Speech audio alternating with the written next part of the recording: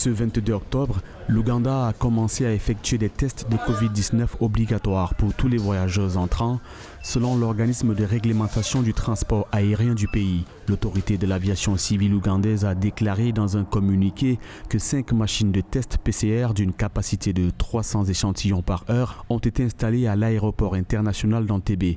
Les mesures visent à freiner une nouvelle importation de variantes mortelles du coronavirus dans le pays, à freiner la transmission et à se prémunir contre une troisième vague, ont déclaré les autorités ougandaises.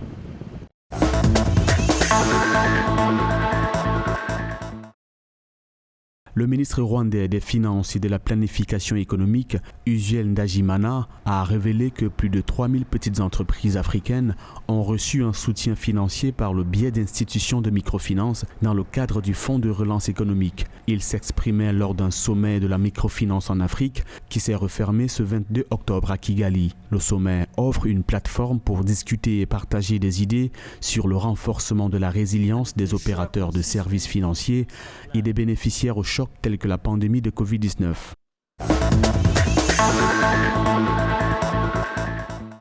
Le Kenya voit sa lutte contre le coronavirus renforcée avec l'arrivée de 504 000 doses du vaccin Johnson & Johnson ce 21 octobre. Le pays a désormais reçu un total de 8 6 820 doses de vaccins pour sa population estimée à 52,6 millions d'habitants. Le Kenya vise à vacciner 10 millions de personnes d'ici décembre et 26 millions d'ici fin 2022. Le pays de l'Afrique de l'Est a lancé son exercice de vaccination de masse en mars 2021, ciblant initialement les personnes considérées à haut risque, notamment les personnes âgées, les personnes souffrant de problèmes de santé sous-jacents et les agents de santé.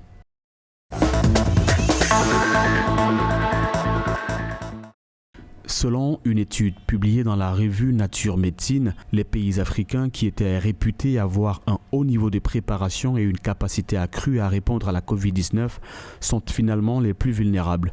L'étude a relevé que les pays où la prévalence du VIH est la plus élevée, l'urbanisation plus importante et la connectivité internationale pré-pandémique plus élevée, comme l'Afrique du Sud, étaient les plus touchés indépendamment du fait qu'ils disposent d'institutions, de ressources et de systèmes de santé plus résilients. Humphrey Karamagi, médecin et co-auteur de l'étude, confie que les résultats de cette étude aideront les pays africains à réagir efficacement aux futures pandémies.